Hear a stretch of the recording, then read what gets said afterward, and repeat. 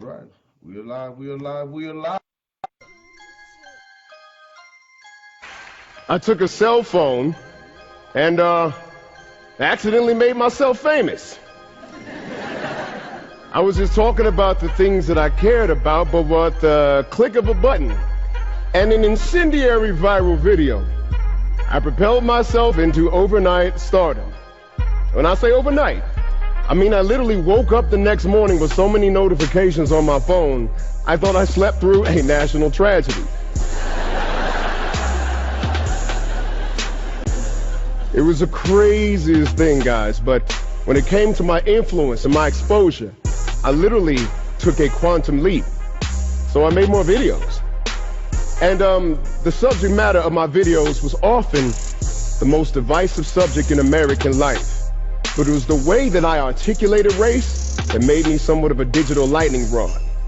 To being a survivor myself of police brutality, and having lost a childhood friend, Alonzo Ashley, at the hands of the police, I had a little something to say about the topic.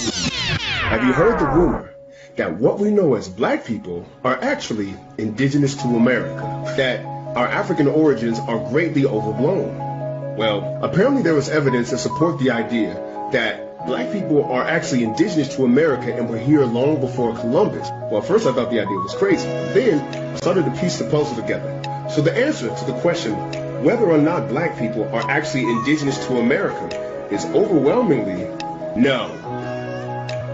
No, we're not. Damn you, internet. Okay, we're an African people, and it's okay. Here's how the narrative supposedly plays out. Black people were here, and when the colonizers came, the adults were killed off, and the children were taken to plantations where they were cut off from their heritage and thus their native ways. Well, there's a couple of problems with that story.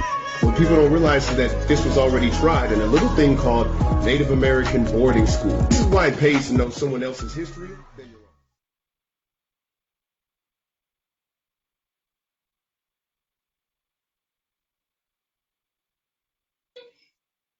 All right, you guys. All right, you guys. Hey, you guys. This is Soapbox Heroes. My name is Tyrell Irvin.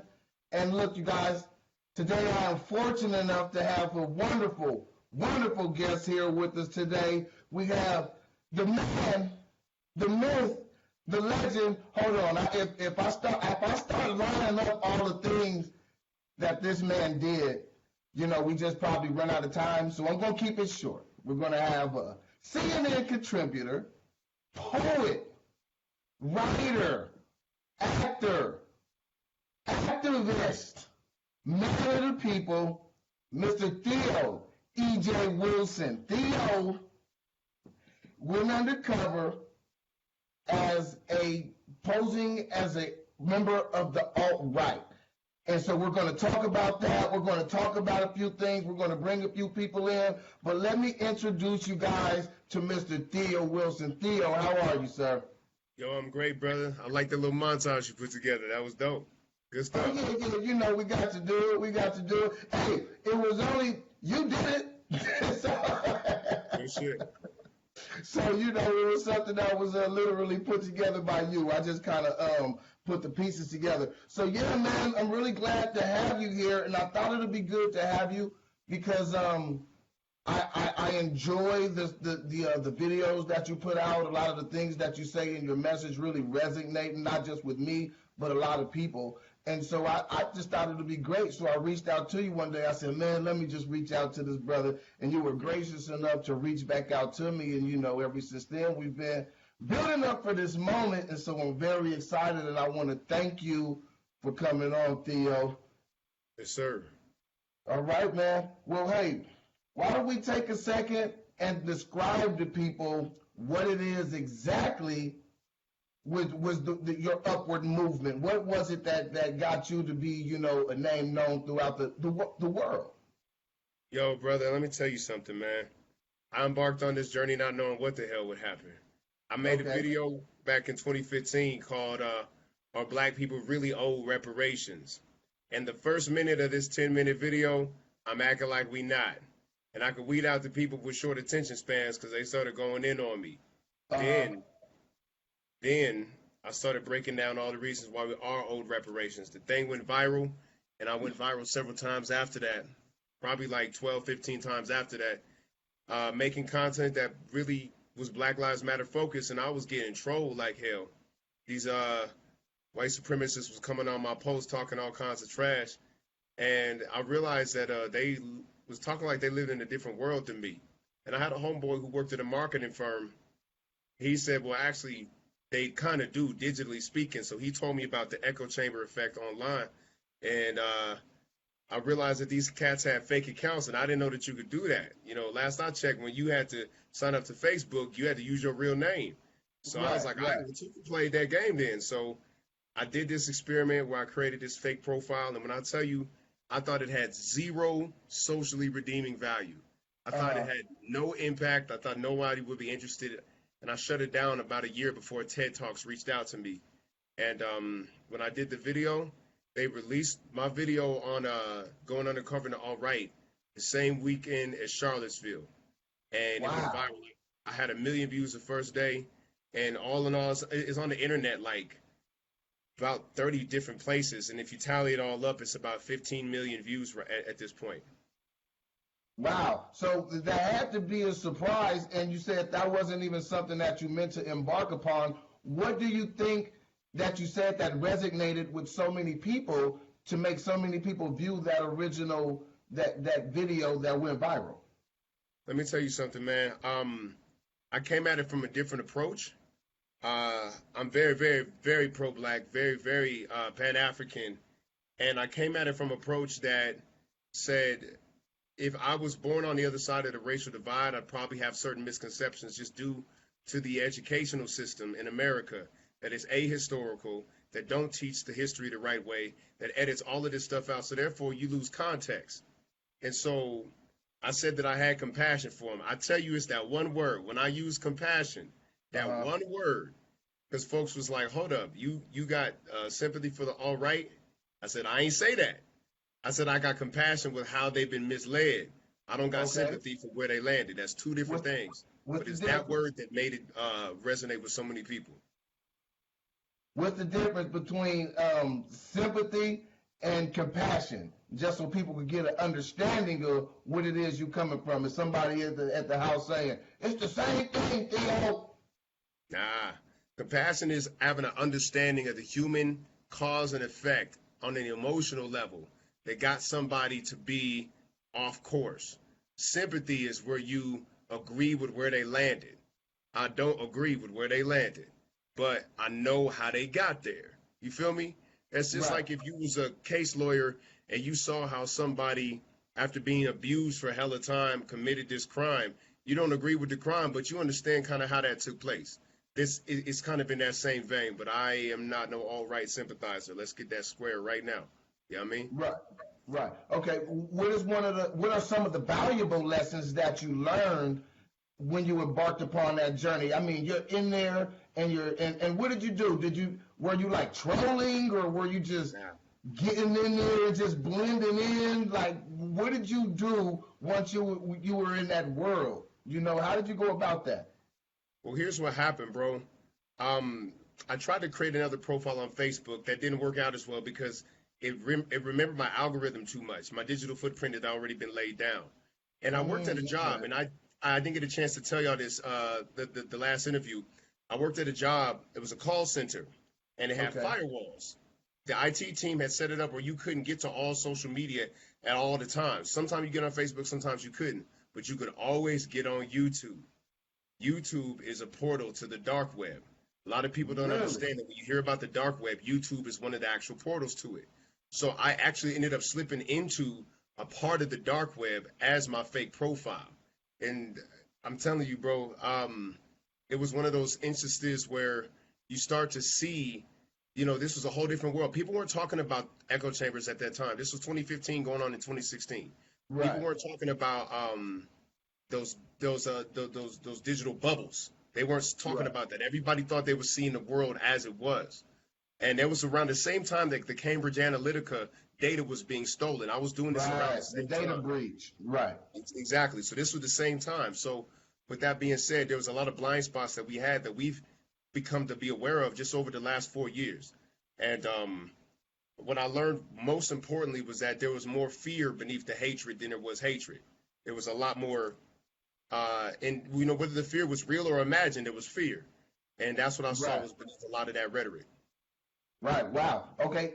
What type of role did that play on you? I mean, your psyche, because like I said, I heard you say earlier that you're very active when it comes to Black Lives Matter, and you speak for as a black man proudly and Yeah, unapologetically. So, yeah. and I asked you this the other day. I said, man, how do you go from being Lucius 25, alt-right white guy, to being yourself and just go back and forth? What kind of conflict did that have on you as a person, man? Well, let me tell you something, man. It caused me to be a lot of what you would call. I had a lot of unease in my spirit. I didn't have no Mm, rest. I would lay awake at night looking at the ceiling, man. I would sometimes, by the end of the experiment, I wasn't getting nothing more but 4.5 hours of sleep per night because my mind was just racing. It took a toll on my relationship with my girlfriend at the time because I was dealing with some real red, raw hatred. At the right. same time that I found compassion, it was short lived because I was like, at this point in time, the black part of me, the real me, knows that this is still a threat to my folks, to my people, to my way of being in the world. And so I made a video at the end of 2016 called "Warning to the All Right," and that Uh-huh. shit got trolled so bad I had to shut it down. But what I said was, y'all got too many loose cannons in your movement, and somebody's gonna get killed. Somebody's gonna get hurt. Now that was November 2016 when I made that, and Charlottesville proved my point, and so many far right violent crimes have proved my point. And so I couldn't live with both of them at the same time. And I asked myself, why am I torturing myself? Remember, Hmm. I didn't think this had any redeeming value whatsoever, bro. You know what I'm saying? I was getting Right. trolled by fake profiles. I made a fake profile. I shut the fake profile down because I thought it was stupid. You know what Right. I'm saying? But it turns out that to white America, it had a whole lot of value because they had never seen themselves, or I wonder if they thought that a black man would be intelligent enough to do this. Some part of me wonders To if they had, infiltrate. yeah, Right. Right. you know what I'm Or saying? maybe they thought, who would want to put themselves through this type Yeah, of ridicule, because that's like almost volunteering to hear things that's just going to stir your spirit in a negative way. And that's why I asked you. I said, man, because you have to be a big enough person to be able to hold that. Because I yeah. know a lot of brothers, they be like, wait a minute, what you say? What you say? Let me You tell you, know, I went through that phase. I went through that really. phase, bro. Yeah, like when I was first getting trolled, when I was just had my own profile doing Black Lives Matter videos, bro, I went in on some of these racists so viciously. Uh, But you know how you be in a comment battle and it take hours and you just all upset. You comment. Now the thread is 400 posts long. I was doing yeah, that, and I was yeah, like, man, this is. I'm not getting to the root of the problem. I right. have to figure out what's at the root of the problem. And so I found out there's a term for what I did called opposition research. I was Mm, doing, unbeknownst to me, I was doing opposition research. Sun Tzu says in the Art of War that you have to know your enemy as well as you know yourself. And when you know yeah, both of them, the war is won before it's begun. And yeah. so I had to know my enemy. It was far more an act of war than it was an act of compassion. If you ask me, at least my original motivation of it. You see what I'm saying? Right, right. I see what you're saying, man, Theo. And like I said, I'm really enjoying this part so far because, like I said, I just I don't know. I think about doing stuff like that, and I just don't know if I'd have the temperament to be able to go through it for a long time. I'm a patient guy, but maybe not as patient as you. Tell me something. Tell me a story that stands out in your mind when you're interacting with somebody. And the cold part is that whoever you were interacting with could have been a fake profile as well. But what is Exactly. something that sticks out in your mind where you just like, no, I'll never forget this? Well, listen, man. There was an instance. So there was one of the guys that I followed. His name's Stefan Molyneux. Stefan Molyneux started off as somewhat of a reasonable philosopher he branded himself as an anarcho-capitalist, and I was interested in anarcho-capitalism, just to see in principle how it functioned.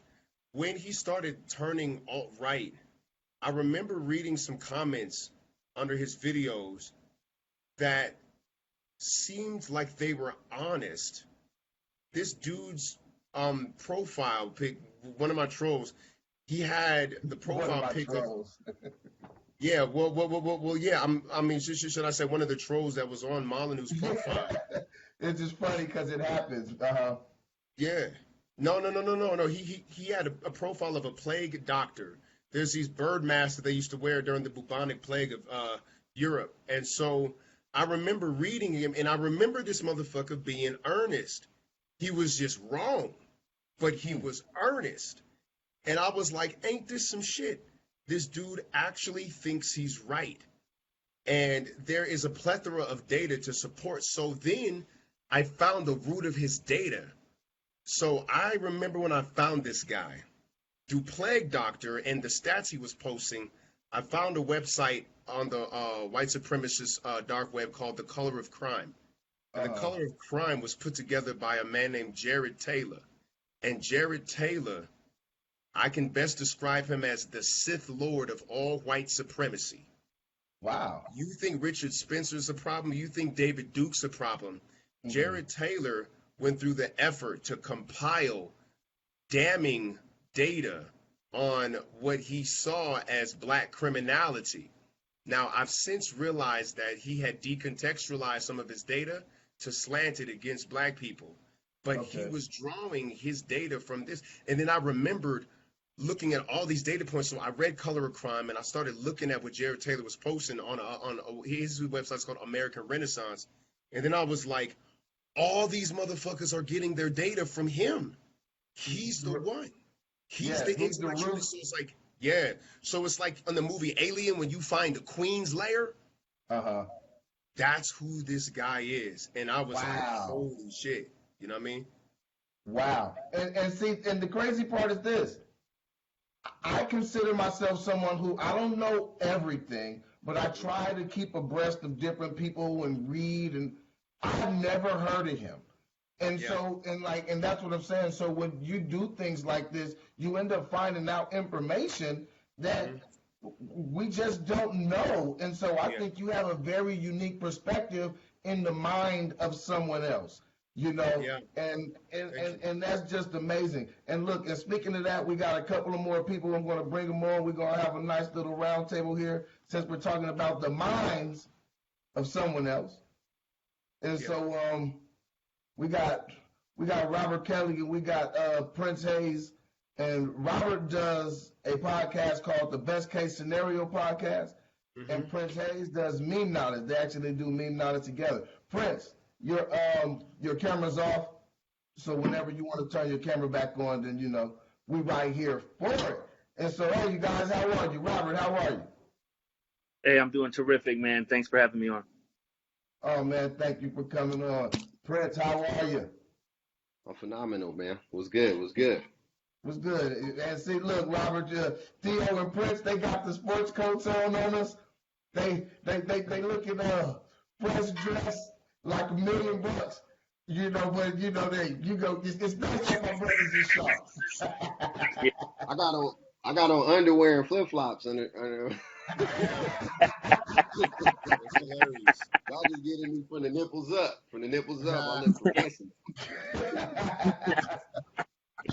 All right. And I wanted to have a few other people on just so we could have a nice discussion, you know, just about different topics, varying thought processes and perspectives, and just to make it good because, you know, it's not all the time that we get somebody like Theo on because Theo has a lot of varying perspectives, and I find his perspectives to be very thoughtful, and we're going to have a nice thoughtful conversation. And so I wanted to start with, you know, and you know, I think it's important when I write down questions. So I wanted to start with opposing views.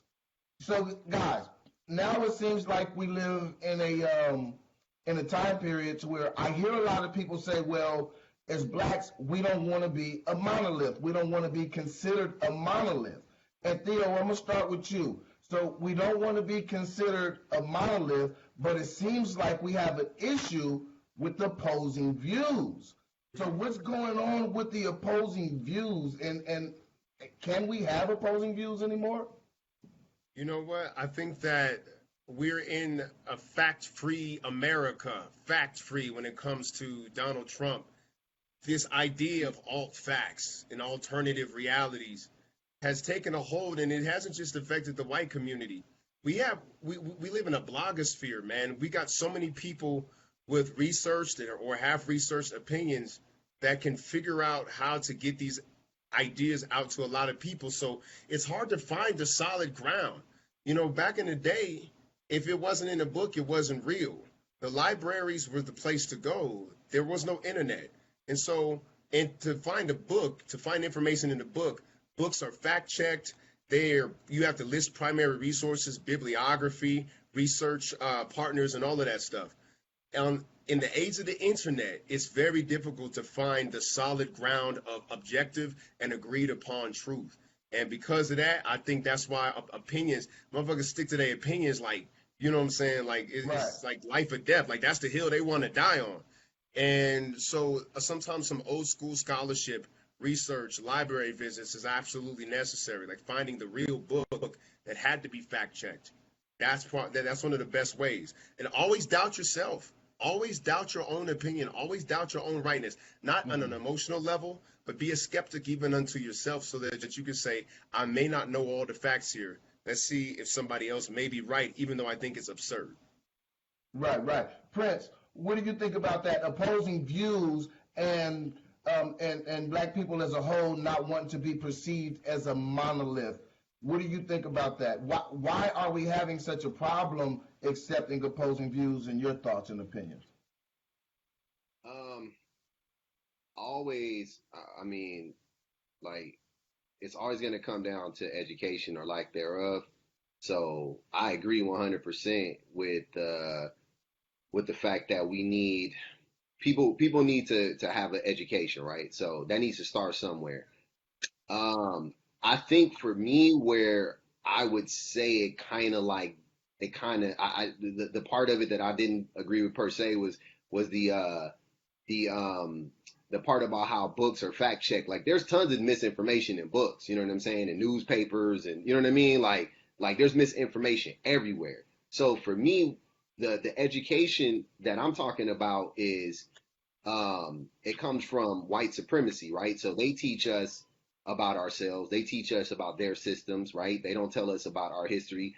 Like Theo alluded to earlier in that video, and he was talking about how we've been misinformed about how we're not from Africa, like we're from, you know what I'm saying, like stuff like that. So they basically just stole everything about us. Then they're trying to teach us who we are or whatever. So you get a lot of people that are confused because nobody really knows, right? Because I believe what he says about we're not like first, third, second generation from Africa. I think we've been over here for 50,000, you know what I mean, or however much time. But then you would talk to another person and they'd be like, we came over here on boats. We was all slaves. And I'm like, oh, well, and there's stuff in books that support that. You know what I'm saying? There's stuff on the internet that support that. You know what I mean? So I think that it all comes down to education, but then also it comes down to people's willingness to, people's open-mindedness or willingness to be open-minded and want to learn.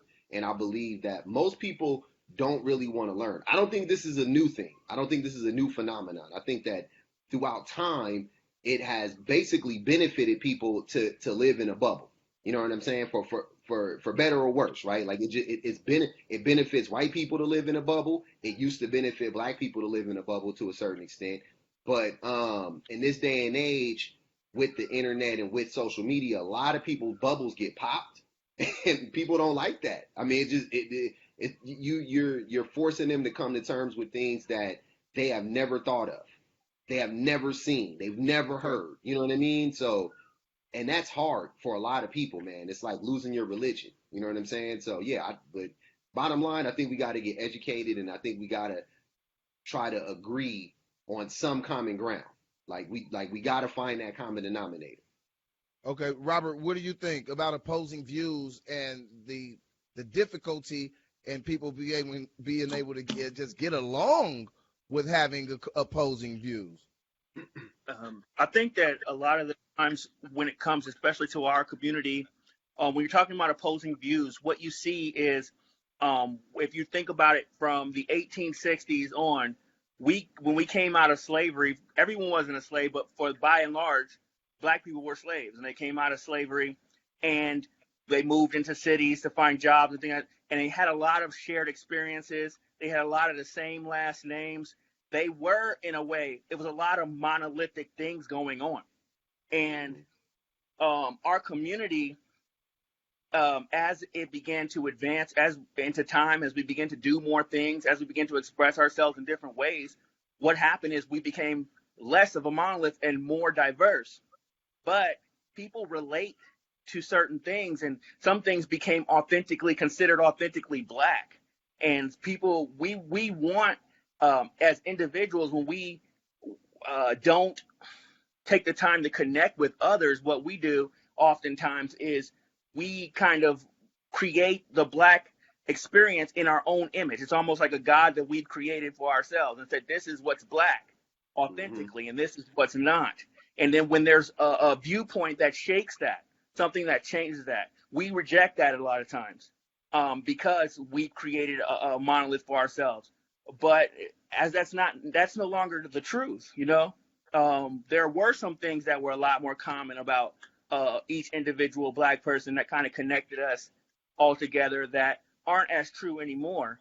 But that is something that we have to, a stigma that we have to break out of by connecting with each other more, by understanding the differences in each individual when we talk to them. But alas, there's going to be people that have a problem shaking that stigma of what they consider authentically black and what they consider part of the black experience. Okay, I can dig it. Theo, let me ask you this, and especially with you going online and going and infiltrating the alt-right and things of that nature, do you think that part of the divide can actually be a digital divide? The way the algorithm works, the way they just put news that we agree with, the way that we just have comments and conversations and things that all fit into our own bias based on the things that we search. Do you think that could be a problem or a part of the reason that people can't understand opposing views or get along with opposing views? Yes, and here's the issue. The issue is the mind itself. Okay. The mind itself is a tool. It's a reflexive organ. But we are not our minds. We're not our minds. And it's such an interesting thing because what happens is we're looking for a thing to identify with, and we use information to justify that identity. Information and true knowledge are two different things. And the way that you can tell the difference a lot of times is application. Give me some news that I can use. Meaning, when it comes to connecting our people, for example, I got a conceal and carry license with a brother from the Hebrew Israelite sect. Now, he and I had debated hella. But when it came time to get that concealed carry license, the debate was over. We were the only two black people in that class. Whether you thought we was a Hebrew or whether I thought I was an African, it didn't matter. It was clear, palpably clear in that moment. And so what happened was our ideologies, the way that we identified ourselves in our minds, was subservient to the actual real human connection that was needed in that moment for us to kind of make it through this interesting experience. You see what I'm saying? So human beings like to think of themselves as a certain member of a tribe, a member of a community. But when it comes down to it, the fundamentals that make human beings connect to one another are present in all of us. It's basic. Kindness has no color. Generosity has no color. Selflessness has no color. And we need to actually exercise that amongst ourselves as a people, because one of the hardest things about being black or identified as black is all the meanings that come with being told that you're black. Denzel Washington talked about this in The Great Debaters. Black, negative, nasty, dark, you see what I'm saying? Right, all the negative connotations that come with being black. one of the greatest challenges to unity is that we're speaking a language that's not even our own. And I and the way that the paradigm is set up for us, we almost can't help but to look at ourselves through the lens of the fucking people who enslaved us in the first place. You see what I'm saying? So we have to disidentify with that first and foremost and start seeing each other as people who want ultimately the same things. One of the hardest things for a black person to do is to see themselves as a person. Like, you know what I'm saying? Like, I'm a black person. Cats be like, I'm a nigga. You know what I'm saying? Like, whatever it is. Rather than seeing yourself as like, with some compassion towards who you are. And then you start, man, self-compassion is one of the most powerful things. It's one of the things we need to build towards unity. So if a brother thinks he's a Native American, if a brother thinks he's an African, if he thinks he's Hotep, if he thinks he's Hebrew, Christian, Muslim, Moor, what does this brother need? What does this sister need in this moment? How can I be of service to like this person before I start scrapping over identities? You see what I'm saying? Right. That's deeper than the mind. That comes to the being level. You know what I'm saying? And we need to keep that in the first and foremost. We're not going to agree, but we can be people to one another. Right. Okay. And that makes a lot of sense. Prince, do you have something that you want to add to that? We were talking about the way the algorithms and things put people together, and I was asking if you think that the way algorithms work by placing things that fit into your bias, and that's the only things that you see on your social media, if that's part of what's causing people to not be able to come together or get along with people with opposing views. 100% absolutely. That has a really, really, it plays a really big role.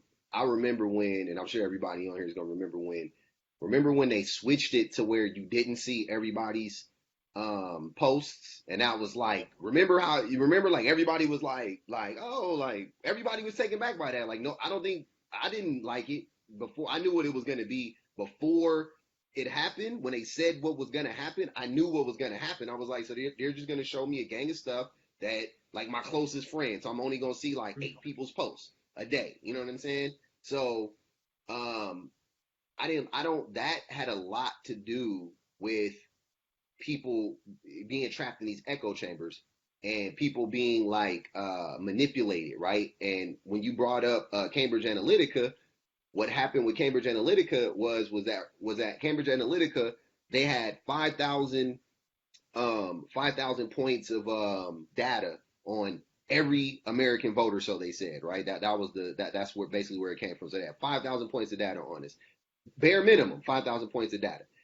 They classified us. They said, Tyrone, you're in class A, Prince, you're in class B, you know, and you're Tyrone, you're more susceptible to this type of rhetoric, and Prince is less susceptible to this type of rhetoric. So we're not going to mess with him. We're just going to focus on Tyrone, and we're just going to hit Tyrone with like all the things that he wants to hear to support his whatever views he already has. We're just going to keep that going. You know what I'm saying? Right. And that's what they did. And that's a way that Trump won the election, right? So and that's just one part of it. That was a very big thing that happened. And, you know, definitely we saw how that played out. But even if you just look at it on an individual level, before that happened, they had already done that to us. For Cambridge Analytica, for that to even take place, the social media sites had already set it up for that. They planted the seed for that when they limited who we saw. So now what you have to do is, which I do, when we talked about this before, I purposefully go out of my way to like alt-right stuff or watch an alt-right video or watch, like, I follow Donald Trump and a lot of white supremacist type people on Instagram and on Twitter or whatever, because I want to see as much diversity on my timeline as possible. It's still really, really hard. I still only see, 99% of my friends, if you know what I'm saying, but I try really, really hard. You go out your way to see it. Yes, I want to go. I have to go out of my way to see it. But more than that, though, what I do is, in real life, I engage in these conversations because I live in a place where I'm surrounded by people who don't think like me, just straight up and down. Like black people, white people, or whatever, like they don't think like me. So I talk to these people a lot. Like they're like gun nuts, they're like right wing, they're conservative, they're modern, whatever the case may be. And I don't shy away from those conversations in real life. You know what I mean? Because I'm not getting them on the internet a lot of times. I got to go find them on the internet. But in real life, I just talk to my coworkers and we disagree, and it's okay. You know what I'm saying? But a lot of people, if you peep it, especially at work and school or whatever, they don't want to talk about what they think for whatever. I don't know why they don't, but Yeah, a it's lot of hard people to get people to open up and be honest about what they think. And again, it's the whole opposing view things. I don't think people feel comfortable all the time, displaying the fact that they'll have an opposing view. Yep, absolutely. Yep. Robert, what do you think when it comes down to what we're talking about? Do we have a digital divide? Yes. And the reason being is because you got to understand that when you're talking about whether it's Facebook, whether it's YouTube, we are the product. Their customers are the advertisers. Mm-hmm. So what they're doing is they're putting you into certain boxes so that certain advertisers know how to target their advertising.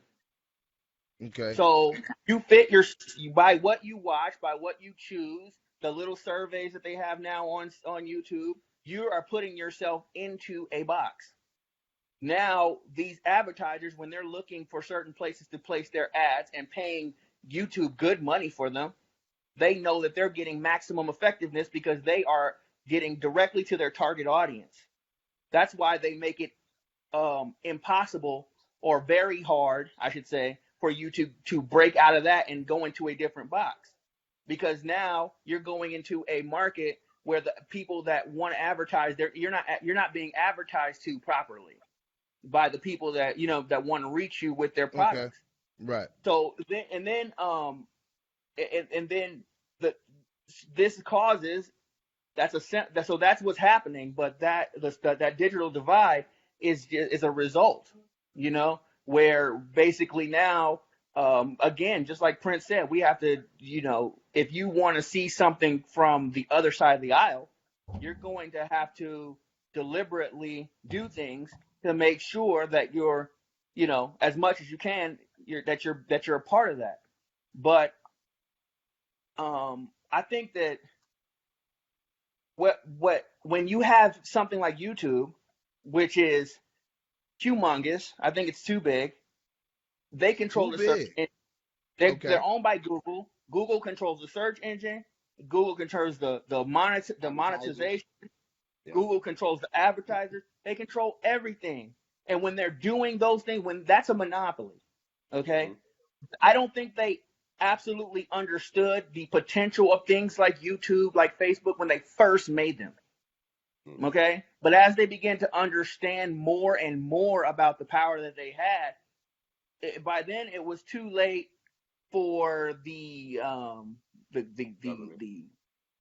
government, the checks that are in place, like the government, in order to do what they're supposed to do, in order to keep these things from snowballing. But as a result, you have this divide that's actually polarizing people on issues.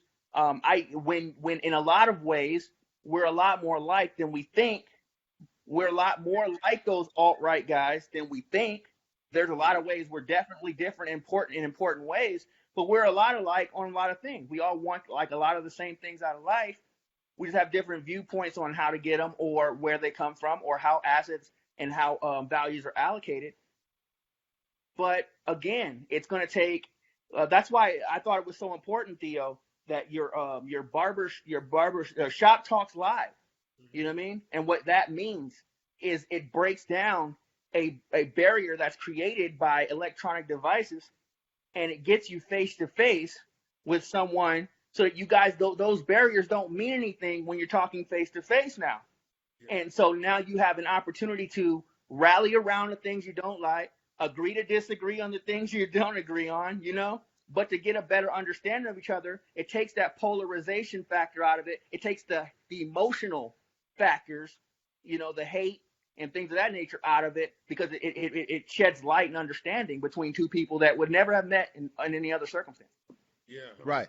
That makes a lot of sense. Let me ask you guys this, and we're going to switch it up just slightly. And I'm going to start with you, of course, Theo, because you have been in this world, and I don't think there's a better person to ask than you.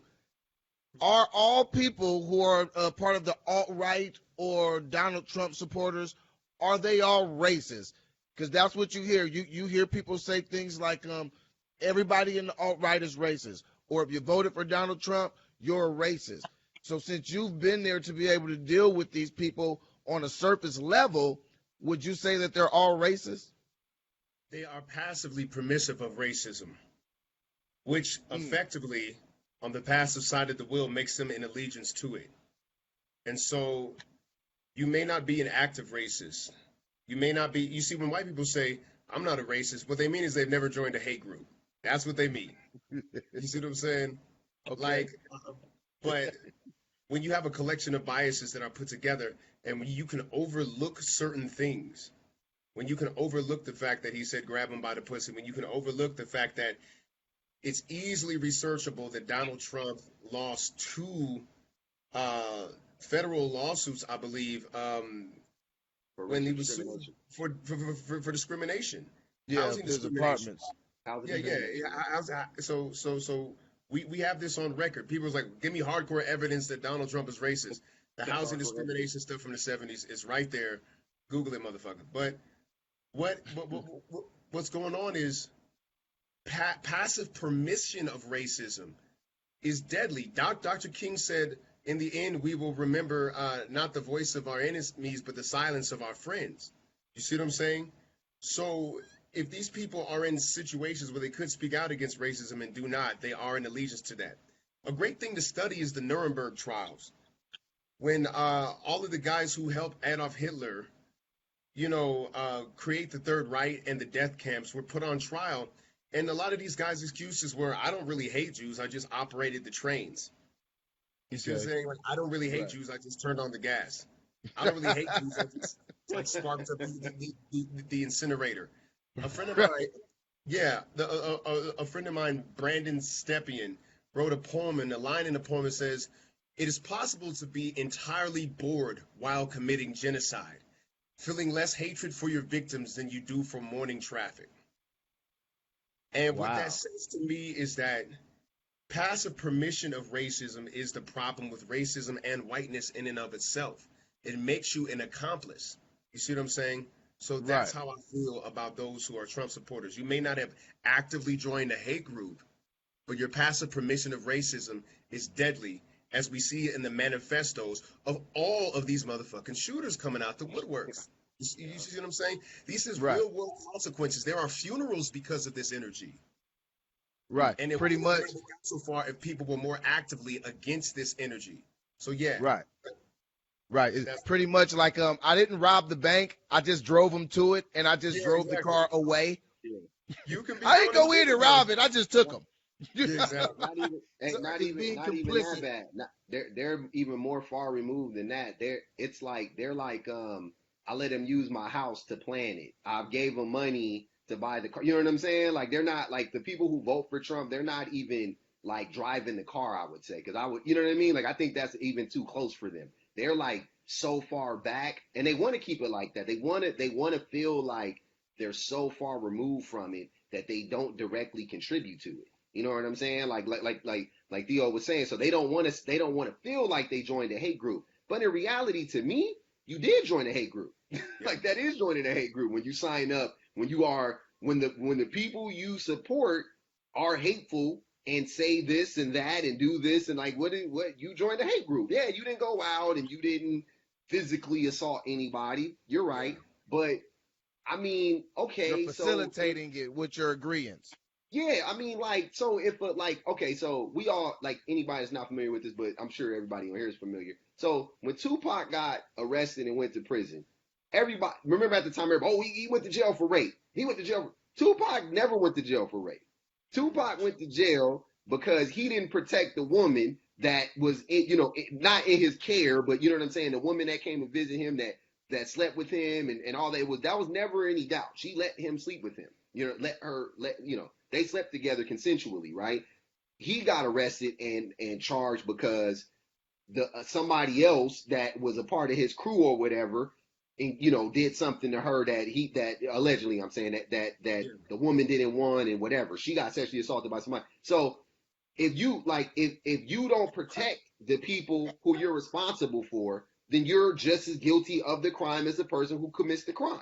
You know what I'm saying? Like, so I don't understand how you could sit out who anybody could tell you with a straight face, I'm not racist. But they wearing a MAGA hat. I'm not racist, but you know what I'm saying? I'm like, what? Hold on, wait. But Those you in the clique, people, though. You in the racist clique. yeah, you Right. in the clique. Like, I don't understand it. Like, if like they out here, we watching what's happening. We're watching in live time what's happening to Tekashi 6ix9ine, right? Rico, right? It's Rico, right? If you in the clique, if you ain't never had to drive the car, you just claim it. You got a tattoo of it, whatever the case may be. Now you get in charge. Now everybody go down. Everybody be in charge of the same crime. They do that to black people all day long, all day long.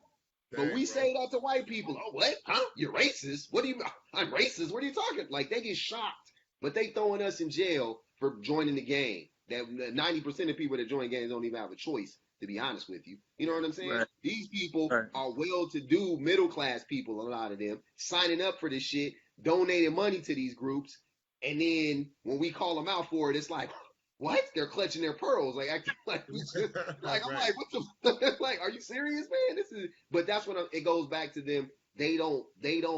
It benefits them to be ignorant. It don't benefit black people to be ignorant. That's the difference between white people and black people in America. It don't benefit us to play stupid. You know what I'm saying? So we need to. We can't play by the same rules as them and try to act like. It's cool. Like, I get it. Everybody trying to make their way. Everybody want to get money. Everybody want to eat. I get it. I get it. But when we take it to the next level and start acting like I didn't read the book, but I saw this book that Killer Mike posted the other day. It was like, why do white men get to have all the fun or something like that? And it was like a book from a black capitalist, and he wrote this book. You know, how he got rich in white America. And I'm like, yeah, we need to stop trying to do everything like them because we're not like them. The system ain't set up for us. So maybe we need to try something. We see every time we try it, they knock us down. So maybe we need to go another route. You know what I'm saying? Well, also, when you think about it, racist, why is it enough for a white person to be like, I'm not racist, and that sits well with them? Like, not being racist is a minimum requirement of hanging out or being around in a society of people with other races. That's a minimum. And for our president, our leader, not being racist, I don't want a president that's just not racist, or we have to argue over whether he's racist or not. I want an anti-racist president. I want a president that actually seeks out to destroy racism, period. That looks at it like that's abhorrent to, that's it abhors racism, and actually seeks out to destroy it from a leadership standpoint. Because this is all, in a way, right now, if Trump's not a racist to you, he's certainly doing a great job of taking heat for the real racists that get on TV and say the things he's saying and repeat the rhetoric, and that were actually racist, that weren't saying those things before he got elected because they were afraid to. He's taking the heat for them. He's being a cover for them. And so he's being a lightning rod for all of the something racist starts happening, they want to blame Trump. A mass shooter goes out, they want to blame Trump, which is fine because he's the leader of that. But he's saying, I'll take that. So you guys undercover under me, around me, you guys can still be racist and do what you want and pull the trigger on these racist policies and not worry about taking the heat for it. But where is the anti-racist leadership? Where's the one saying, look, I'm going to implement a policy. If you even implement it in a racist way, you're going to be gone. You know what I mean? There's no intention of racism in what we're trying to do here because what our policy has nothing to do with race. Because basically, I don't care if Trump says some racist things when he gets up to the podium. When he enacts a racist policy that includes human rights abuses on people that are trying to claim asylum at the border, that's racist in your actions. I don't care what he says. I'm not gonna sit back with someone and analyze if what he said was racist. I'm looking at what he does, and a racist is about is your action. You know what I mean? It's not about and that's not, it's not enough for a white person just to say, well, I didn't take part, I'm not racist, and then that's enough. Okay, but are you anti-racist? Are you not? Why do you tolerate a racist in the White House, or tolerate a racist policy, or tolerate racism around you? But the reason is because they don't have to live with the results of racism. Exactly. Period. That's it. They That's can it look right at it and there. say, "Oh yeah, Trump's an asshole, but I love his economic policies." You can say that shit because you don't have to live with the results of him being a racist. We have to live with the results of him being a racist. The undocumented worker has to live with the results of him being a racist. But why would you, as a white person that's supposedly not racist, why do you not have the foresight to understand that, hey, I'm not a racist, but I'm looking at my friend here, my black friend that they all say they have. He has to live with the results of whatever My black this friend guy over there. Oh, his that one racist over there. attitude. My I don't African want this American. guy to die. My African American. My Hey, you guys. African-American friend. Here, Shit, man. God damn it. let me ask you this, Theo. Oftentimes I hear people say, and it's a question that I've even posed: should we always talk about white people's problems or what white people are going through when we talk about black people? Should we ever be able to talk about us separately, or should it always be a comparison directly white to black? And I saw you made a video about that as well, so I thought it'd be good to ask. What do you think, Theo? It's the comparison that's keeping us crazy, man. It's the comparison. It's always contextualizing blackness at a deficit with whiteness. That seems to be one of the issues with us. The fact is that these are constructs by European colonizers. Both black and white are constructs. 500 years ago, there were no black people. There were Ashanti people. There were Zulu people. There were Yoruba people. You know what I'm saying? Igbo, Hausa, Mende. That's who those people were, right? We were made black by the power of colonization. So, and that seeks to play this dick measuring game of who's better and who's worse all the time. And because of that situation, we're always driven crazy. And it always is a gaslighting effect on our own self-esteem as a people. It's just a really, really sad situation. And frankly, I don't know if it's a sustainable situation.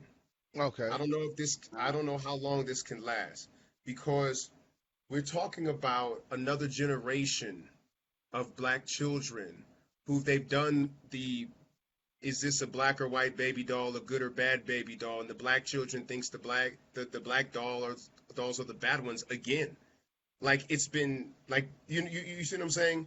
Right. Implicit bias testing. We have implicit bias against ourselves. They've done certain neurological tests where they attach electrodes to your brain, and both black and white people react harsher to the sight of a cut white hand than a cut black hand. We have lack of compassion for ourselves. I learned this in one of these bias trainings here that I had to attend up in Keystone, Colorado.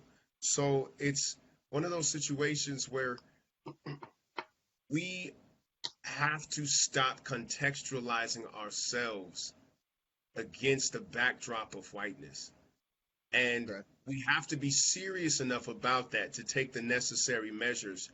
And looking at your children's fate in this country should be all the gravitas you need to make yourself have the goddamn willpower enough to change the situation for the next generation. That's what good parents do. That's what free people do. And I'm not sure if we've gone far enough to make sure that we protect our children from these mind games. Okay.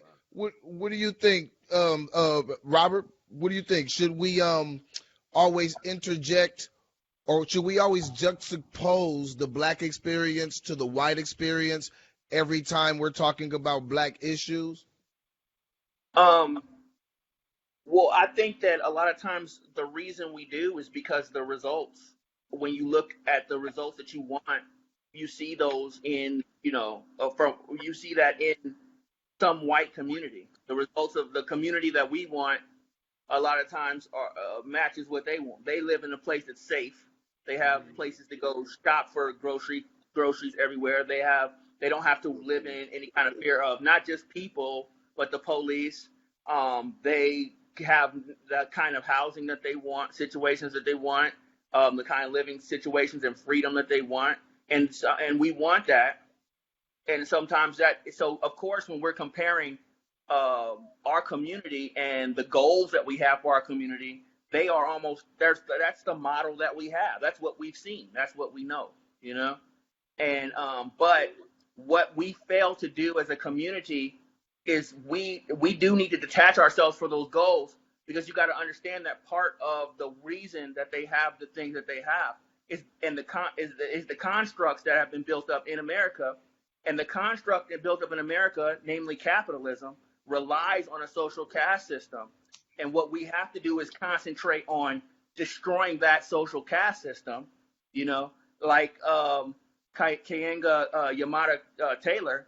She basically helped me to even understand even more that as long as we have capitalism as a system, we can't really expect any of the outcomes that we want for our communities. We have to focus. We have a different goal and different focus. Our goal shouldn't be to be like the white people and have what the white people have and have a neighborhood like theirs.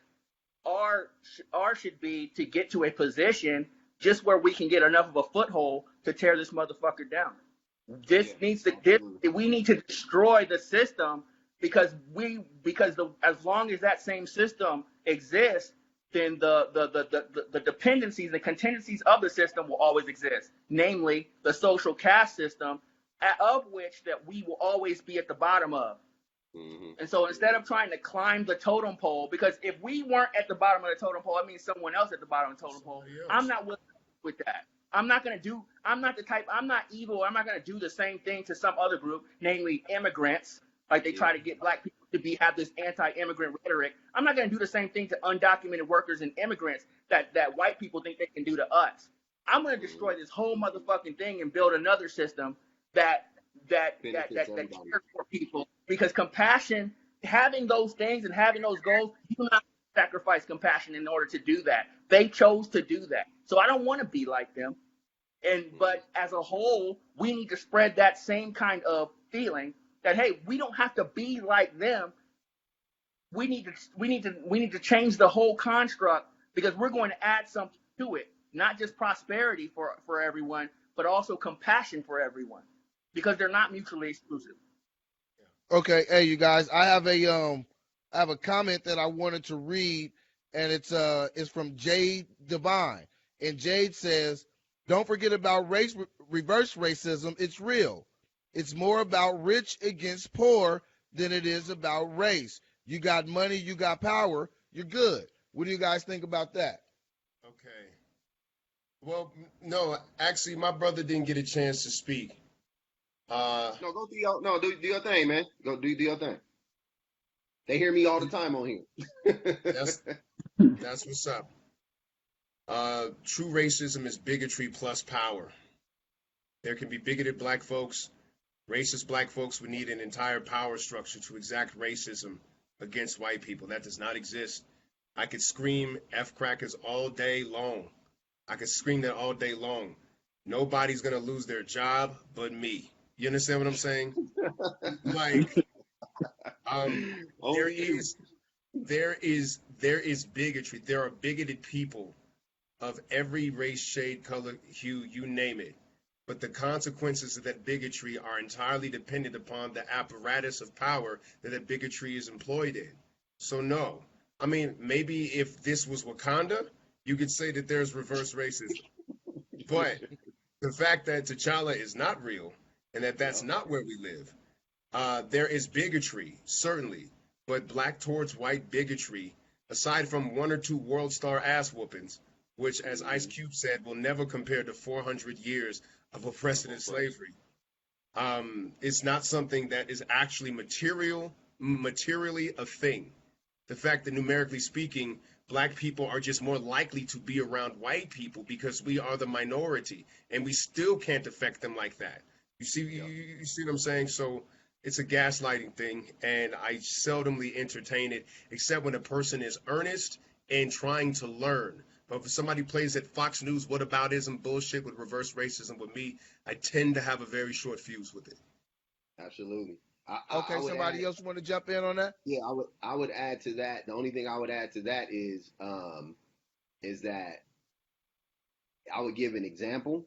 I would say if it's all about money, why is somebody like Ed Buck, after 5 years of being, accused of various crimes, people dying in his apartment, Covered two up people dead in died his in his apartment.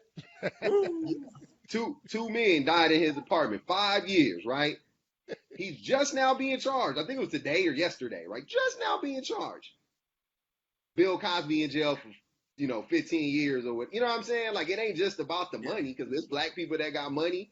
Darren Sharper in jail right now, right? Well, I don't know. Bill Cosby, he was in charge for about 20 years. It took a while. No. His money I'm not. shielded him for a while. I'm just saying. But Bill Cosby is getting his comeuppance, though. You dig what I'm saying? Like I'm just saying. Like, we always pay the piper.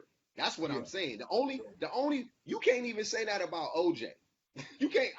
We all thought OJ got away with it. OJ didn't get away with it. He still had to pay. They still taxed him. You dig what I'm saying? Like it ain't about money. We got to get that. Like, money is something that they use to have power, right?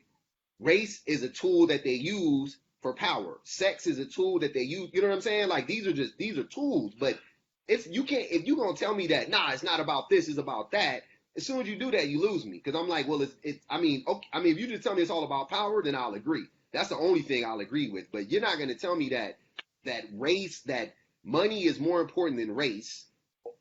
It trumps, you know what I'm saying? Like, I would never buy into that lady Felicity Hoffman just got off 14 days in prison. The black lady who was homeless.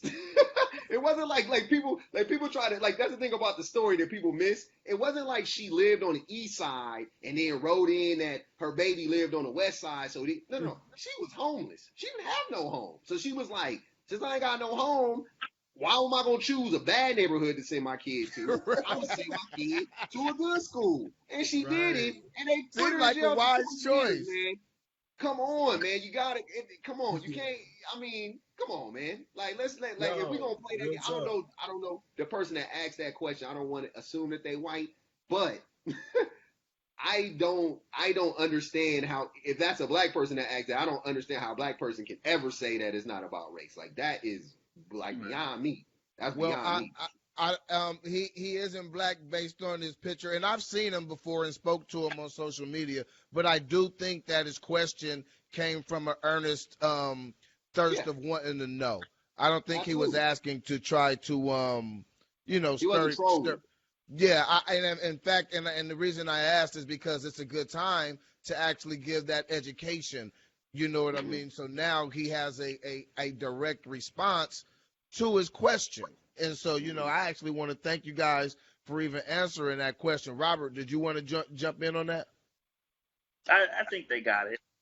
I think they got it. All right, Prince. And Prince, did you want to say something about black people involving white people, or comparing ourselves to white people all the time whenever we're bringing up problems or issues or equality or whatever? What do you think? Yeah, I think we have to acknowledge who is doing what to who. That's for me, that's why I bring up white people when I'm talking about, situations with black. I'm not comparing, like, the white struggle, quote unquote, to I don't do none of that shit. But I'll be like, it's them. You know what I'm saying? And I don't mean whitey in general. You know what I'm saying? I talk about a specific group of people, but I'm saying like I'm talking about the ruling class or whatever the case may be. Just like if I was talking about sexism, I would talk about men. I would talk about what men contribute to sexism. You know what I'm saying? Like, because women or whatever, like that's just how it works. So I don't think that black people always need to be like, well, the white man, or sorry, because they do, because we don't really even do it with white people so much. We do it with, like, well, the Asian, like, I see memes all the time. They'll be like, Asian people don't even vote really, right? Like, that's their thing. And look what they got. Yeah. And I'm like, but the Asians, it's a different struggle than we got, man. Like, it's a different situation, bro. They treat Asian people like people, so they don't have to fight for civil rights. You dig what I'm saying? Like, we fighting for civil rights in 2019. Asian people got civil rights, had it since they came over here. Now we are still stuck in the same place. How we gonna get it? Unless you about to pick up a gun right? Unless we about to arm ourselves and really fight the power on that type of shit, you gotta fight it politically. So we gotta vote. We gotta help try to get people in office that's gonna change the policies. That's really, like I said, you either want to get violent, you want bloodshed, or you want politics. You dig what I'm saying? We can have a combination of both, but I'm saying for the people that's like acting like we could just go about it like every other group of people in America, I'm like, come on, man. Then what's unique about our struggle then? If we got the same struggle as everybody else, it is. And now I start thinking that now you think it's us. Like it's innately in us to be like this, and we want to be like this, and that's when I really have a problem with people. But yeah, ultimately, no. We don't need to compare ourselves. We don't. I don't care about what white people do or how they made it or who's rich and how we could get rich. Like that shit don't even cross my mind when I think about what we going through. You know what I'm saying? You will never hear that come out of my mouth. Okay. All right. And look, I want to go around and I want to ask about this. Racial low self-esteem and wait. Racial low self-esteem and reversing self-loathing. Theo, what do you mean? I felt that that sounds like the title of the video I made a couple of days ago. Yes, sir. What most struck me about it is something that Dr. Joy DeGruy said about black people. Y'all know her work, post-traumatic slavery syndrome. Yes. I was watching one of her lectures, and she said, not only are we not really dysfunctional, but we are miraculous. We are miraculous. When you look at the things that we've overcome and how we overcame it, it ain't just that we overcame. Is that we came through the experience playing jazz. Is that we came through crip walking, break dancing, and freaking inventing shit. You see what I'm saying? Like, right. It's that we came through with swag and we made the world want to become us. When you look at self-esteem of your race, you often look at it, and that's the root of the comparison question. It's the comparison that keeps us from looking at our magic. It's a comparison that keeps us from looking at our accomplishments. Mm-hmm. Because I made a point to study the histories of other black and brown people who encountered the same force of white supremacist colonialism at the same time. And the way that we fared and compared to other groups of people is actually miraculous. And you don't see that if you're just looking at your own, because black people familiar to you. And familiarity often breeds contempt. So you're like, here go these niggas again. They out here tripping and doing dumb shit again. You know what I'm saying? And right, the fact familiar to you. Right. Black folks is just familiar to us. So we kind of like, we're not mystified by us. And we should be. We should look at the average brother and understand that, an average sister, and say, it took 10 times more calories for this black body to exist than its white counterpart. Just off the strength of the willpower to make it through the Middle Passage, to make it through the march to the interior, to make it through, like they said, they had a 50% infant mortality rate in the slave quarters because the filth of the conditions, 50% infant mortality rate. So every black person that even grew strong enough to lift, to pick cotton was a superhero. And when you look at that, your self-esteem will go through the roof, and we often don't look at that. And I was thinking about why we don't look at that. And it's because of the comparison gap. Self-esteem is undergirded by self-efficacy. You have to feel like you're capable. You have to feel like you're effective, that you can control the outcome that you desire. And we've done that in more ways than we give ourselves credit for. And that's what that video was about. Okay. Hey, and that makes a lot of sense. Sometimes you do have to realize your greatness, you know, and you have to look at the good and look at the positive to want to strive forward towards that. Robert Prince, do you have something that you want to add on to that, or do you want to tail in on that somehow? No, I was just going to say that. Oh, I'm sorry, go Rob. Okay. So basically, man, brother Theo, you hit that right on point. And thanks for that information though too. That actually uplifted me, man. Just the way you articulated it, man, was just beautiful. I would say that, you know, because of the way that we look at each other and because of the information that is spread out there about black people, much of it negative, what you see is low self-esteem, and then you see the results of that which is oftentimes a false bravado about being black, where we're, it's like we're black and we're proud, but we're not really proud to be black. We pretend to be proud to be black. We throw out a false bravado, you know what I mean?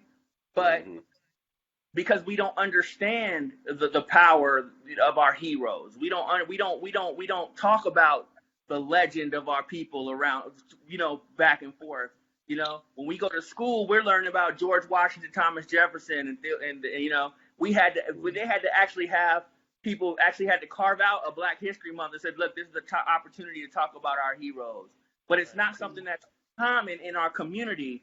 Even if you're sitting around smoking a blunt, you can't sit around smoking a blunt you're not talking about your heroes and things of that nature. You're talking about maybe some bad stuff. You know what I mean? Maybe some things that happen in your community that, hey, so-and-so didn't make it. He got shot. Or so-and-so, she's over there with the kids and they're hungry. Or you're talking about bad things, you know what I mean? But in order to become, to actually be proud of something, you have to have a reference point. You know what I mean? And I think that sometimes we have low self-esteem because we don't celebrate those reference points. And also because of a lack of resources in our hood, what's happened is there's a lot of selfishness. I can't look at the brother next to me and see the greatness in him. And I can't, and then because I don't want to seem like I'm soft, I can't tell him about it even if I see it. You're right, they get the wrong idea out of it. Yeah. What we gotta do it's a double-edged sword. We gotta learn to look at not just like the LeBron Jameses and those people, Michael Jordans and them out there, but I gotta be able to look at my brother across the street, and I gotta be able to see greatness, and I gotta be able to tell him about it. I gotta let him know that, look, your fate and your actions, we're directly attached to each other. You know what I mean? That when you shine and the greatness of you comes out, we all come out, because what you're doing is you're creating a story. You're creating something that I can see and go tell someone else, that we can lift up our community with the power of our stories. But oftentimes that's stifled and we don't talk about it with each other because it's not always a part of our history and our folklore. You know what I mean? We don't make it commonplace. And when I look at my brother across the street, I gotta see Michael Jordan. Even though he can't even shoot a basketball, I got to treat him. I got to look for what's inside of him that I don't have, that I need. Wow. And I have to appreciate him to that same level as I would a Michael Jordan for that thing that he can do that I cannot do. Because that's why you appreciate Michael Jordan, right? He can do something you can't. But why can't I look at my brother and say, you know what, that brother right there, look at the compassion, look at the love of that brother. Like, that's what I aspire to be. But we don't even look at our normal people and aspire to be like the best parts of them. But when we can do that, it will lift our communities up and we'll get rid of that low self-esteem. Right. Okay. And Robert, and I'm glad that you left with the solution, because that's what I was going to ask the other two gentlemen. I was going to ask, what can we do to promote people to have a higher self-esteem? How can we teach this, like, as individuals, to go out and touch others? Like, since this is an issue, what would you say, Theo? What do you do about it? I say always look at life like a grand chess game. Cover your square. Do what you can do in your sphere of influence. And like a pawn that makes it across the other side of the board, when you are worthy, you will be granted more territory, but cover your square. Take care of what's in your immediate sphere of influence. Tomorrow morning, I have to speak before a group of young black kids in what's Denver known as the far northeast. It's a food desert. They have charter schooled and spliced and diced these schools into freaking small pieces. And I got a homeboy of mine who's a teacher out there. And I got to talk to these young folks about what it takes to, like how I went from literally rapper to poet to speaker. Like, I started as a rapper, freaking extremely uniquely for every black man. No brother thought he could. You know what I'm saying? Right, Probably all four of us rapped once upon a time. Yeah, like all of us rapped at some point in time, right? But and I didn't know that this was going to happen, that I would become somebody who would be on television like that. But I think it's a there, but by the grace of God go I. There's many forces that were out of my control that propelled me forward. The fact that my pop stayed around, the fact that I got introduced to a program that propelled me toward college. A lot of these things weren't in my control. And so what I say to the young folks is that I'm not different from you. I'm not different from you. What I did was do the best I could with what I had. I covered my square. And so my square was my social media following. Before I even went viral, I just decided to make the video, and I made the video and it went viral. I was granted more territory, but I didn't do anything outside of the capacity of anybody else. And when you do that, you just look, man, you know, there's a young brother, little kid, black kid that walked across the way. I said, "What's up, man? How you doing?" You know what I'm saying? Made sure that I made a connection with that little homie. That's what's in my square. That's how you freaking uplift folks. And you got to do it from inside yourself first. We can talk about what that process is like, but cover your square. Okay. You want to add on to that, Prince? Yeah, no, that is it's funny that he said that, because I think that that's what we're doing. You know what I'm saying? Like, we're just trying to, you know, and I want to touch on just real quick, which I hate. I personally don't like talking about quote unquote haters, right? Like, I don't like. Don't it's be like no hater. Don't be no hater. Yeah, right. And I'm not that person. Hey, and I'm not even that person. Like, cause the funny thing about me is, which, like, people that know, like, my family and stuff like that, is like real weird. Like, it's certain people have certain characteristics, right? You know what I'm, certain traits. And I'm bad in other areas, right? I'm deficient in other areas, like everybody is. But in this one area particularly, like jealousy, I've never felt like that I could think of. I never like consciously felt jealous of a person. You know what I'm saying? Like, it just never happened. I've never hated on anybody. I've never disliked a person solely because they were doing something that I felt like I could do, or that, you know what I'm saying, or they succeeded, but, and I knew that, like, anything. I've never had these feelings. But us doing the little, like, trying to impact just a little group of people around us, we get so much hate. It's really funny because all we're trying, like, we don't do this for money. We don't do it to be faint, like, none of that stuff. We just do it because we care. Like, that's all of us here. Everybody here started with compassion. That's why they did it. We love people. We feel like we're not the people that I feel like you have to have this, like, desire to want to, you don't want everybody to be like you, like, meaning like your personality or whatever, but you just want people to be like, feel free, right? Like, that's like that's what you want the most, is you just want people who feel like, okay, well, I'm free, I have this knowledge, and now I want to pass on this knowledge to as many people as I can, or plant as many seeds as I can, right? You know what I'm saying? Like, you make, like, because we don't have all the answers, right? So that is something that we all need to do, and that is what we're trying to do. You know what I'm saying, right now. And I think that is really important for us to sorry about that. My baby ran in the room and got mad at me. Sorry. Yeah, so that is something that we're all trying to do. And like I said, when it comes to what I wanted to address with the haters is that it's funny because they will, like Robert was saying, they will glorify a person like Jay-Z or Michael Jordan, or whoever their heroes are, right? Like, celebrities. Oh my God, they're the greatest, and they can't do any wrong to them. When people like us ask common sense questions and we may question them for things that they've done or whatever, this is when I'm talking about the hate, because they'll turn that around and be like, well, "What are you doing?" And to Theo's point, I'm gonna steal his line. I'm protecting my square. That's what do you want me to do? I'm not worth $1 billion. Like, how much influence do I really have, right? I only have this little bitty plot of land, and I'm trying to grow it. You know what I'm saying? And I'm like, I'll never win that debate if you're comparing me to a billionaire. You know what I'm saying? Like, I'm never gonna win that race. Like, if you're comparing me to, like, well, Jay-Z gave $1 million to this charity, or Michael Jordan gave 10 million shoes to some Chinese kids. Oh, you're right. Like, I didn't do that. You're right. I don't have it. But right. I'm here talking to you right now about serious issues, right? And I've done it, I've read this and I've watched that and I've listened to him and her and I'm giving it back to you now, and that's what I'm doing. So that is really important, like what Theo was saying, like that's really important for us to understand and to embody that. Don't let these people knock you off your square. Don't let these people tell you that because you're not a millionaire or because you aren't famous or because you aren't married to this person or that or whatever the case may be, that you don't have a voice.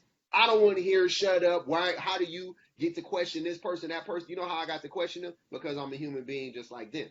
So any human being can be questioned, right? Any human being can be challenged. And as a human being, we should all want to be challenged and we should all want to be questioned because we should all want to be in the right and be in the know, right? So that's important. And I feel like the more people that accept that fact that it's not about necessarily how many people you know what I'm saying, you touch or whatever, because we don't have the same access. Theo has way more access to way more people. Tyrone has way more access than Robert and I. You know what I'm saying? Like, but if I know 100 people and I'm talking to 100 people, then I'm maximizing my potential. I'm just doing the best with what I got. You know what I'm saying? And if everybody did that, imagine where we would be, right? Like the world would be tenfold better at least. Right. Okay, Robert, I know you had said something about what we were talking about earlier just on the end of your statement before I even asked the question, but do you have something that you want to add to that? And then I got two more questions before we wrap it up. I was asking about how do we teach that self-esteem to our community because we do have a lack of self-esteem. What do you want to add, Robert? Well, like Theo said, first does start within. I think that a lot of times in our community, people say, well, where's the leadership? Well, because leaders are not born, they're made. And we don't often hold what we will make plenty of. Any community, any nation, whatever they hold in high regard, they will do to the tip top and make plenty of. We make plenty of athletes. We make plenty of entertainers. We make, you know what I mean? We know how to make those in our community. We're the best of the best. We have people that are born natural propensity to it. We know how to take those strengths and talents. We know where to put them, where to cultivate them, and what comes out is amazing. We've entertained the entire world, okay? But when it comes to leadership, we often don't identify any of the natural propensities, and then when we do, we don't often put people in a position or teach them how to grow and become leaders, Because what it's going to take is everything rises and falls in leadership. And if we're going to change it, but it's work day in and day out on yourself.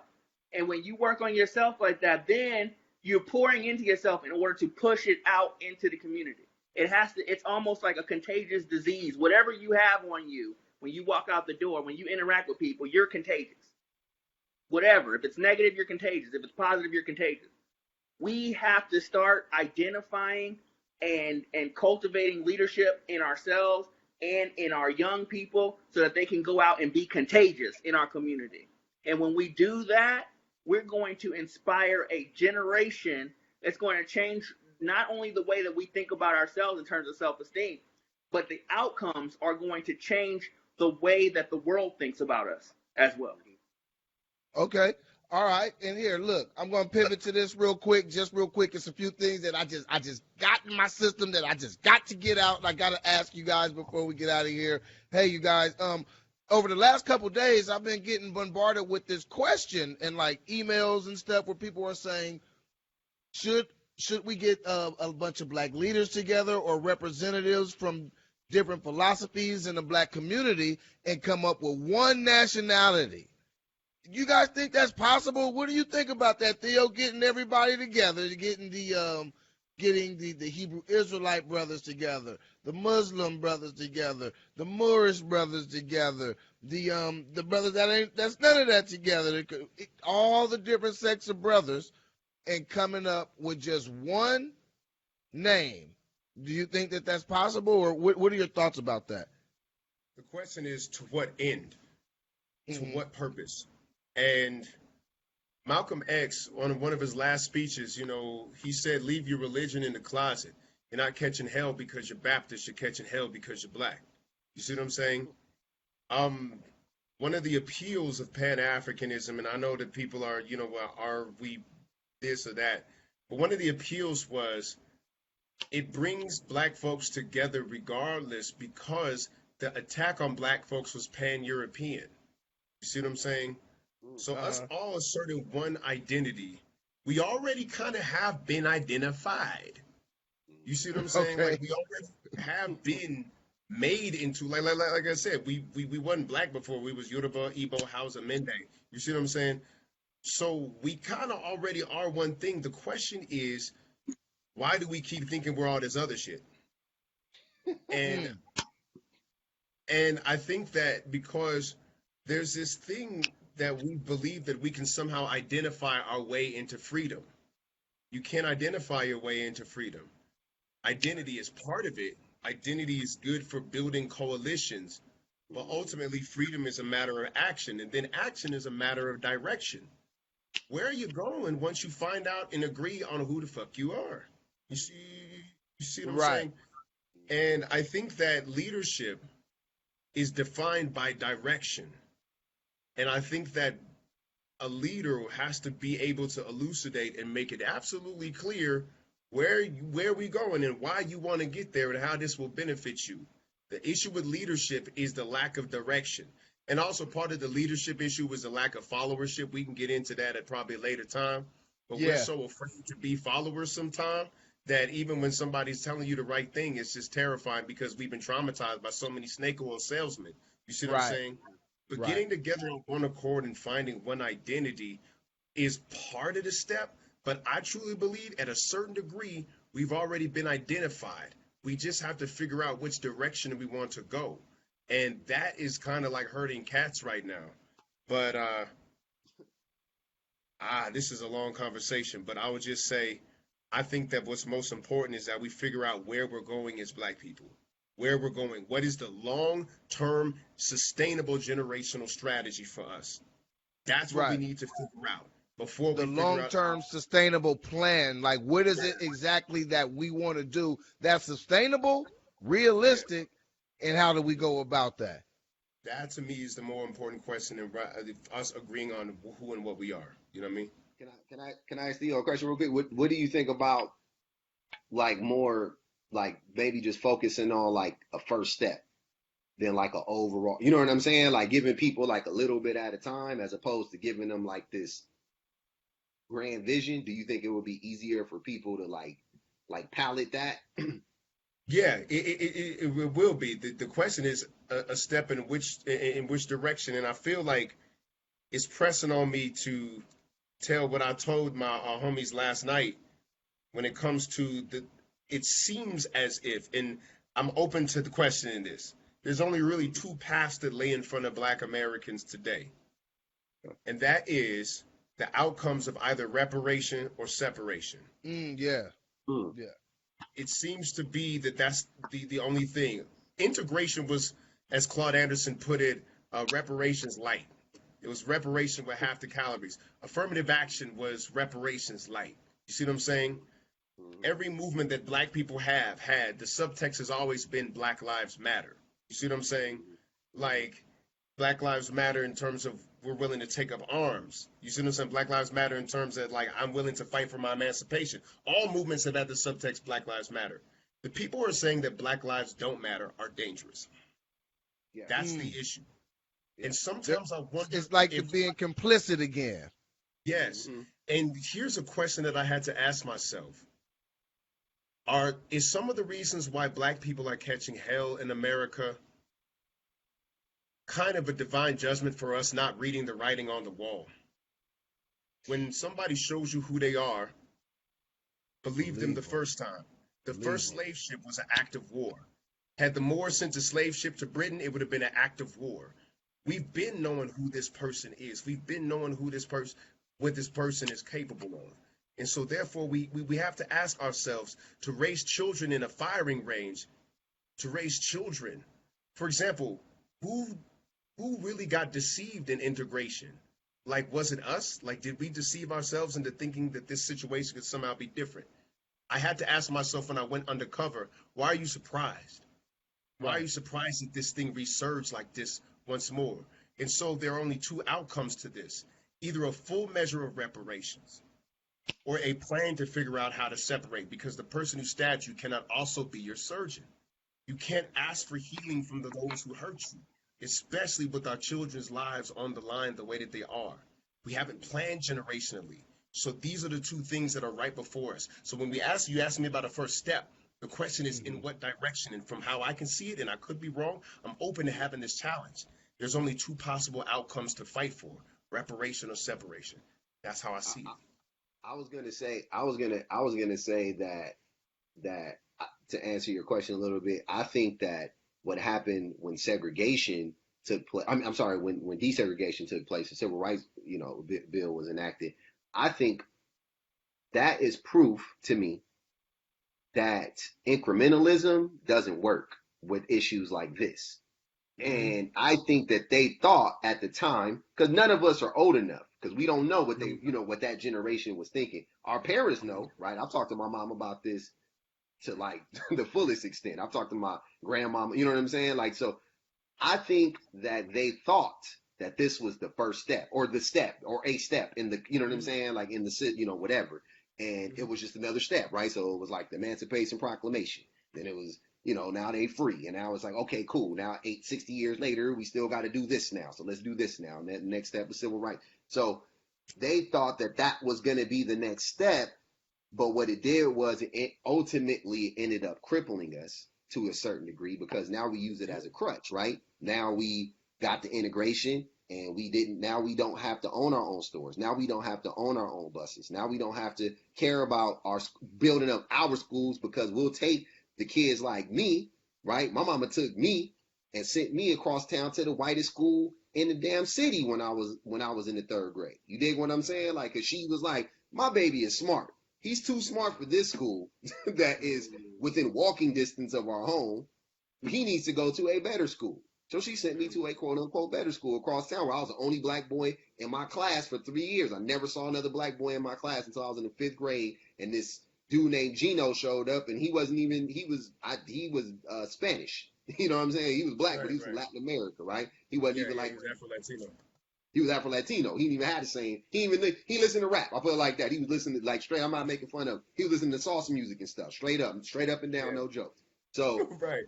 that's what that's what I think that they thought was gonna happen. I think they were like, all right, we're gonna get that, and then maybe they were like, hey, and then next we're gonna get reparation. We're gonna get our money, and it never happened. You know what I'm saying? Because too many people was like, it was so hard to get that. You know what I mean? And So hard. it was so hard to get that, man. Yes. And the messed up part about it is that that's what Robert and I talk about all the time. When you negotiate, you don't start from a place of compromise from the beginning. We compromised from the very beginning. We had already compromised. Civil rights was compromising from the gate. That wasn't what we should have been going after the whole loaf. Then if we got 3/4 of the loaf, cool. If we got half the loaf, whatever. We ended up getting a slice because we started off asking A for crumb. a crumb. You know, I mean, We got left a the crumb. loaf. And we asked came for with a loaf slice and left we with a got crumb. You know what I'm saying? Like, so that's what ended up happening. We ate the crumb really fast. Now we hungry again, and we've been hungry for 55 years. You know what I'm saying? Like, and we starving now. Now it's back. Now we got to do it all over again. But like you said, that's why I agree with the next step. It got to be straight up reparations, or you know what I'm saying, or the full measure. Full measure. Reparations or separations? Yeah. All I right. don't see any other outcomes here. What do you think about that, Robert? Reparations or separation as a plan to start? Well, separation to me is not an option, because we paid for this land in our blood. It belongs to us as much as it belongs to anybody else. I'm not going anywhere, and I'm not encouraging anyone else to leave either, because we paid for it. And reparations definitely is something that is definitely something that's needed, not just from a monetary standpoint, but from a moral standpoint. When someone crashes into your car, they've got to pay. They've got to pay for your car, maybe your injuries, but there's also a thing called punitive damages. Okay, this is a civil issue and a moral issue. and that there's been punitive damages. We live with the results, the punitive damages of slavery and Jim Crow every day of our lives here. Whether you wish, even the richest people, richest black people do that because they're still in the caste system of capitalism. We fed the same machine for hundreds of years. We fed the same machine that is now the major suppressant of our community. You know what I mean? We put our blood, sweat, and tears into our own destruction. Right. So we do deserve payment for that. But again, reparations is something that's not going to happen in a capitalist society, because the way that they keep you on the bottom is they deprive you of capital in capitalism. The way that you move up in the caste system in capitalism is with capital. You see, they're not worried about the money. They could literally print the money and give it to us. It's the result of, well, what's going to happen once we give them the money? Well, they might just move out of their spot in the caste system, and now we're looking, and we might end up there, or some of our kids or some poor white people might end up where black people are supposed to be. So then what do we do about that? We have to destroy capitalism, because when we destroy capitalism and we take away that need for that caste system, right? Because even if they decided right now race didn't exist anymore, we would still have the class war. You know what I mean? Because we're not only in a caste system, but it's a class war. We have to eliminate the caste system by winning the class war. And the majority of black people are in the proletariat. They're not the bourgeoisie. And because they're so what we need to do right now is we need to support not just the black side of being a black, but the labor side of being black. Most of us are laborers. We need to support the labor side of being black. We need to support the rights that we've been the rights of all workers, all poor people, because it's going to benefit black people the most. Yeah. And then that is going to help facilitate the destruction of capitalism and that caste system. And once that's gone, then reparations will actually have a much better effect, not just on the monetary side of things, but also in the healing between peoples that reparations should represent as well. Yeah, they won't resent us. They won't us as much. It's not going to have the effect that we need. If it's capitalism, we're not only are we not going to get reparations, but if we were to somehow get it, it would not have the effect that black people think it's going to have. Okay. Well, I got a couple of highly octane capitalistic buddies that would love to pick a bone with what you just said. So we're gonna have to go down that road another day. And so, look, I got a quick question that I told Nashane McCain of Paper Dollhouses. She wanted me to ask. She wanted me to ask Theo. She says, "What do black men need to change? What do black men need to do to change the mainframe of the modern black man?" So what do you guys think about that? Let's touch that really quick. What is she defining as the mainframe? Like the mainframe, I'm just thinking she's saying the perception of the black man, or maybe just the negative perception of the black man. I don't think there's much we could do in terms of manipulating the perception of how other people see us. We've had a black president who was extremely well behaved and very, very productive on certain ends and policies that he implemented in this country, including Obamacare, which is why I first got my teeth fixed under Obamacare. God damn it, I really appreciated that policy. But I think that what's more important is how we see ourselves. As a man thinketh in his heart, so is he. My journey had a lot to do with self-mastery. Mm. There was a lot I would not have accomplished as a byproduct of working on getting my own behavior and mind in order. How I perceive myself is very, very much more important, because if I'm concerned about, like, for example, I spoke before thousands of people before. Dr. Wayne Dyer said, if I'm in a room of 50 people, I have 50 different perceptions, 50 different reputations. You see what I'm saying? Yeah, Like, yeah. these are things that exist in the minds of other people. Black people have been cultured to look at the perceptions of other people because our lives, frankly, depended on it for centuries. Like, we had to concern ourselves with how white people saw us, or you could end up hanging from a goddamn tree. These were Right. facts. So we have a culture that is concerned about that. And that never leaves me. But I needed to become, to the best degree that I could, the master of my behavior, my commitments, and follow through. And everything else has been a byproduct of that. So I know that's not quite on the money, but I didn't quite understand mainframe. If she meant something else by mainframe, the only mainframe I got is the one between my ears. And that's the one that I work on all the time. Well, look, she says a fear change of power that can that can come with that change, especially if they give. I don't know. I'm trying to read it now. Sinead is moving up.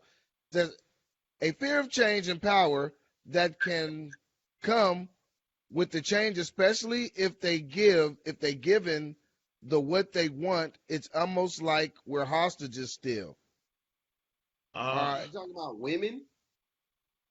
I think she's No, talking about black yeah, no, I people. don't know if she's talking about women. We might have to come back and test that another day. Yeah. Yeah, And that was a question. So look, you guys, real quick, Robert, Prince, do you guys have any more questions for Theo? I did, Yeah, but I just want to, again, I just want to circle back to Theo's really great idea, which is the Shop Talk Live. I think that that's an excellent idea, and I just wanted you to talk about that a little bit, what inspired it, and how can we replicate something like that in our community? listen, man. I would love to actually go down there and kind of hold. In fact, I'm coming to Houston. I'm set to speak at the Unity of Houston Church. Uh, I believe November the 17th or something like that. So I'm actually on my Okay. way to Houston, and I'm going to be there for quite some time. So I'm going to be there for like about a week or so. And Okay. so I would love to actually sit down with brothers and just kind of show our basic formula.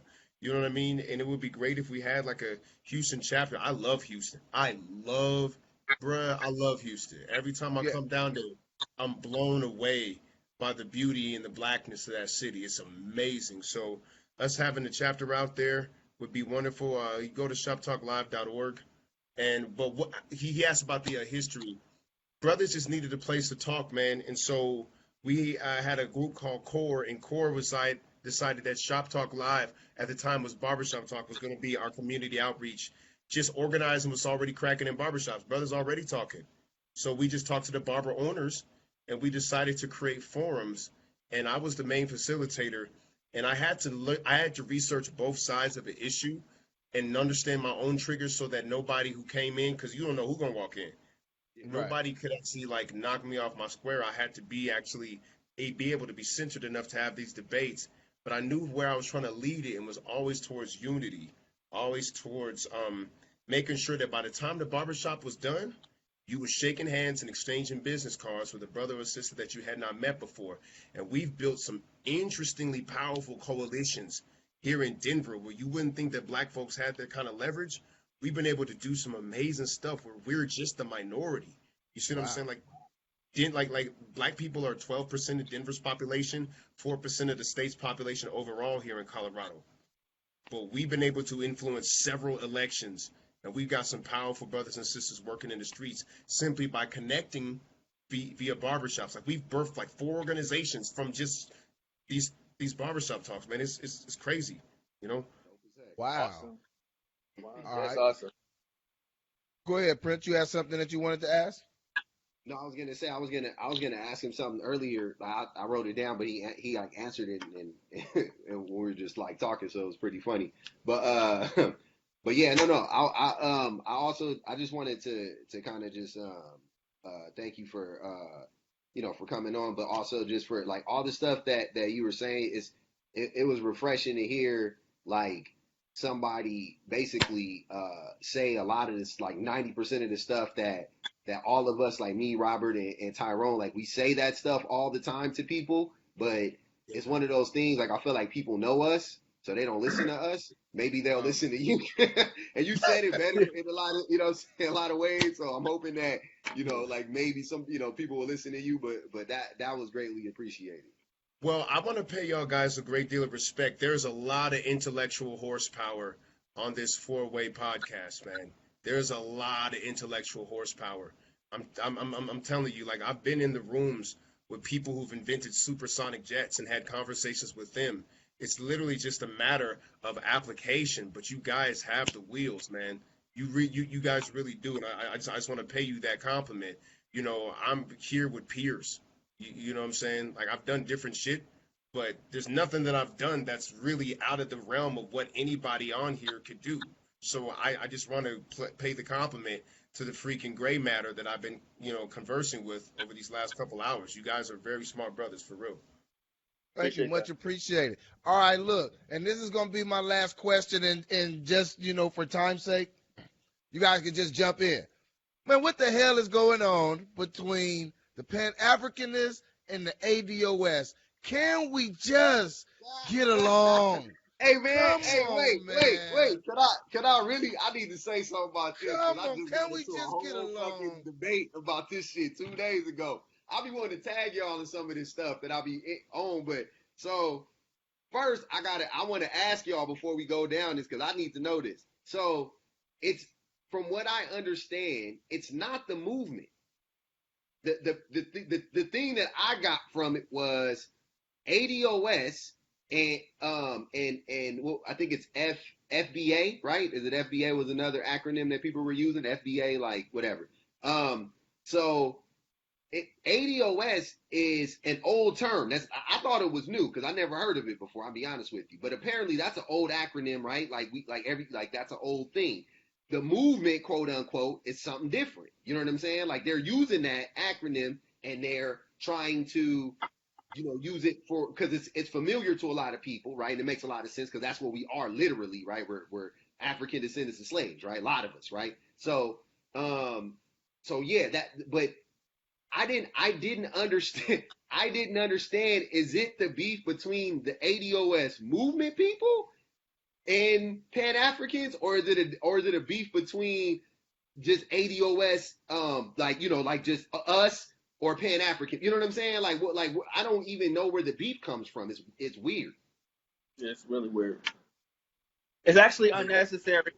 I think that the thing is that it's an acknowledgement though of ADOS. And when you're talking about ADOS talks about fighting white supremacy, and when you're talking about fighting white supremacy, it's an international problem, but they don't necessarily acknowledge the international implications of fighting white supremacy and what that means. And so when you leave out when you try to put yourself in just the United States, American descendants of slaves, and you put yourself in that box, but then you say you're fighting a monolith such as white supremacy, or a pillar of capitalist power, which is white supremacy, and you ignore the international implications of that, knowing good and well the difference between you and the guy in Puerto Rico, you and the guy in Venezuela, you and the guy in Brazil is a boat stop. It's very short-sighted, and any smoke that they get from that, they deserve it. And that they deserve they deserve to be dragged out into the public square and exposed for that. You know what I mean? Because I think it's a grift and a racket sometimes. I was just asking you if we could all get along, and you want to drag somebody to the middle of the street. Boy, I tell you sometime, boy. Theo, man, what's going on with can we not come to some sort of consensus or some sort of conclusion to where people aren't dragging each other or, like using it as a bludgeon? Like, I think that ADOS is useful when it comes to identifying the tribe that we are from. This tribe that we are from is from this experience, the American descendants of the enslaved, and that's cool. Past that is tribalism. And tribalism is how the African powers were corrupted and turned against each other in the first place. If you're like, Garvey wouldn't stand for us standing against African immigrants, and neither would Malcolm, and neither would Huey. So if Malcolm, Garvey, and Huey wouldn't stand for us standing against our brothers across the waters, then that means that identifying the tribe is good, but being tribalistic with it is counterproductive, and you know who benefits. There is not a place on this planet that a black man can slit another black man's throat and it does not benefit a white man. Not a place on this planet. You see what I'm saying? And once you understand that, then I am attracted to ADOS because I love the fact that our tribe has a name now. Past that, and the claim for reparations, it doesn't serve me to turn against other Africans. And I'm very suspicious of anyone who would tempt me to do so. Okay. That's what we all be saying about ADOS, is that we find it very weird that it's American descendants of slaves. It says it in the name, right? But America is a continent, so that's not we are we talking about, because the USA isn't America. The USA is you see what I'm saying? So are we talking about, because Brazil, we got to talk about Honduras, we got to talk about Venezuela, we got to talk about Mexico. I'm like, they're all descendants of slaves in all of those other countries too. But when they come here somehow, and they'll be quick to point out if like a Jamaican comes over here and does something, they'll be like, oh yeah, they're not ADOS. I'm like, wait a minute. Since when are Jamaicans not ADOS? Like, I don't understand that. Since when are Brazilians not ADOS? Like, what? They more ADOS than we. You know what I'm saying? Well, they're going to say because they're not in America, North America. I'm like, so, first of all, I'm Jamaican. Like if like, where's and like, see, and that's what they're gonna say, Theo. They're gonna say, well, see, it's because you're not ADOS, so you can't say anything. This is counterproductive. They hate you. Your mama Jamaican, or they hate you. So my thing is, look, everybody watching, can we all get along, figure it out, because we look too alike to try to act like we're so unalike. It don't make any sense. Figure it out. But hey, you guys, look. Theo, Nashane from Paper Dollhouses says, since I messed up her question, can you do a quick poem real quick? I think we've been on here long enough. I got videos on YouTube that got poems on them. I don't want to keep these brothers any longer. Y'all have been excellent to me. When I come to Houston in November, I'll be reaching out to all you brothers, actually kicking in person, man, for real. Okay, and they're in California, but I'll be here, and when you come through, right, cool. I can't wait to have you come up to the radio station and we can build and do some more things. Right. Hey, you guys, I want to thank you guys for coming on. I want to, look, it can be done. We can have a civilized conversation. Look, it can be done. So, hey, you guys, look, much love. This has been Soapbox Heroes. We look to spread love, good information, and different perspectives. So, look, we'll catch you guys later. Peace. I took a cell phone and accidentally made myself famous. I was just talking about the things that I cared about, but with the click of a button and an incendiary viral video, I propelled myself into overnight stardom. When I say overnight, I mean I literally woke up the next morning with so many notifications on my phone, I thought I slept through a national tragedy. It was the craziest thing, guys, but when it came to my influence and my exposure, I literally took a quantum leap. So I made more videos. And the subject matter of my videos was often the most divisive subject in American life. But it was the way that I articulated race that made me somewhat of a digital lightning rod. To being a survivor myself of police brutality, to having lost a childhood friend, Alonzo Ashley, at the hands of the police, I had a little something to say about the topic. Have you heard the rumor that what we know as black people are actually indigenous to America? That our African origins are greatly overblown? Well, apparently there was evidence to support the idea that black people are actually indigenous to America and were here long before Columbus. Well, first I thought the idea was crazy. Then I started to piece the puzzle together. So the answer to the question whether or not black people are actually indigenous to America is overwhelmingly no. No, we're not. Damn you, internet. Okay, we're an African people, and it's okay.